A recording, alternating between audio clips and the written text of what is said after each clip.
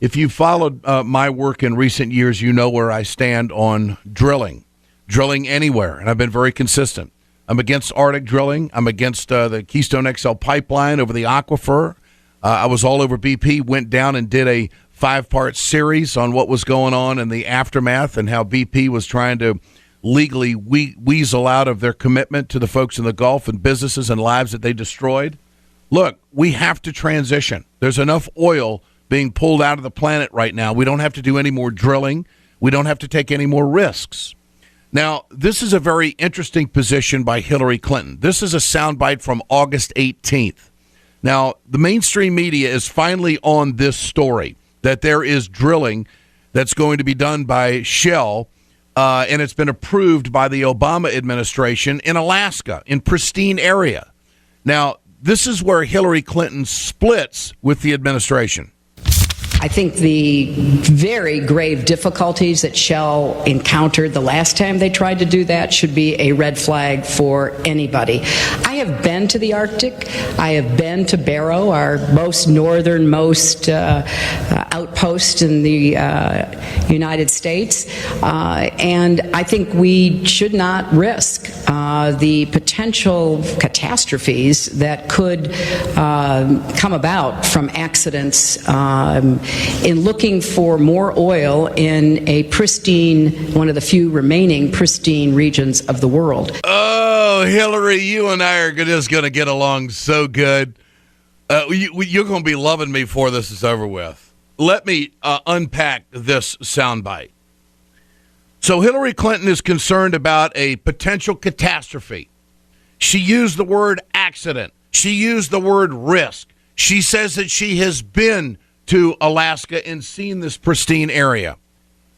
This doesn't jive with her position on the Keystone XL pipeline. My question, have you been to Nebraska, Hillary? My question, Hillary, do you think it's a risk to put a pipeline over the Olagala aquifer?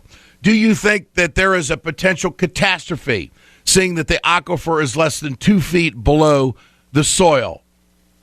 And if there is an oil leak, they can't clean it up, and it's going to affect the entire Midwest. Do we need to take that risk? Hillary Clinton is horribly inconsistent.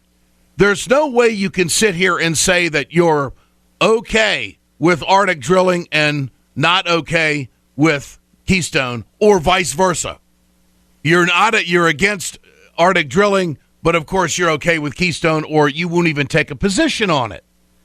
And this walks right, her entire campaign, it walks it right in to the do you trust Hillary poll question. And is she trustworthy? The soundbite that she just gave on Alaska, which was back on August 18th, is golden. It's perfect. She's been there. She's seen it. She understands the potential risk. She understands the potential catastrophe. She's concerned about an accident. She's concerned about the risk. We shouldn't go down this road. That's exactly her answer, what it should be for the Keystone XL pipeline. And how do I know? Go ask the folks down in the Gulf again what they're dealing with and how their lives have been turned upside down. I want to go now to Dean Blanchard. He is an owner of Blanchard Seafood. He was one of the largest shrimp distributors in the United States until BP oil spill in the Gulf of Mexico took place. Dean, it is good to have you with us, Ed Schultz, News and Commentary. How are you today? Oh, pretty good. How you doing, Ed? Good. How's life? You told me several months ago that you were on the brink, that you were going to have to make a decision around Labor Day about what you were going to do because of the devastating effects of your business and what you've suffered because of the BP oil spill 5+ years ago. Where are you now? Well, we're pretty much in the same shape. We got certain species starting to rebound a little bit, and we got certain species that just going extinct. Are you going to stay in business? We thinking about it. I'm going to try. I'm 56 years old. It's kind of hard to start over without no money. I mean, BP has never paid us nothing.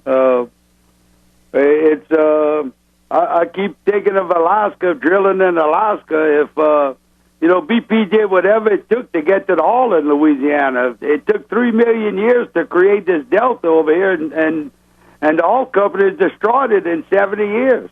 whatever it took to get to the oil, it didn't matter. They carved waterways through the marshes, and I could see them doing the same thing in Alaska. I mean, I got a feeling if the oil's underneath the glacier, that glacier's not going to have much of a chance of staying there.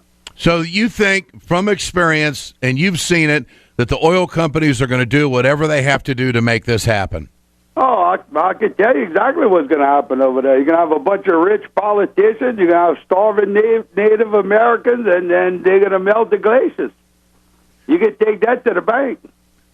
Well, is it, I keep seeing these stories about BP is going to pay out and they're making everybody whole. What's the real story down there now?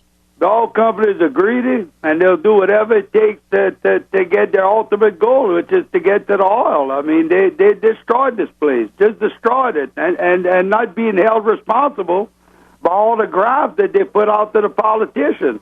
The oil companies control the Coast Guard. They control it, so there's nobody regulating these people. They just do whatever they want, whatever it takes to get to their ultimate goal, which is profit. And, of course, they end up cash whipping anybody who gets in their way, right? Well, look at your national wildlife. We got 19 units in the state of Louisiana, and BP and the oil companies are drilling in 19 of our natural refuge. I mean, there's no other place in the country. I mean, we in the seafood, we can't get in those natural refuges to do anything, but the oil companies work their way in. So the seafood industry in the Gulf right now, how would you capsulize it the way it is now as compared to what it was before the spill? Oh, it's completely different. Every day it's like waking up in a new world. I mean, it's like a bizarro world. Everything's backwards. Everything's different than what it was.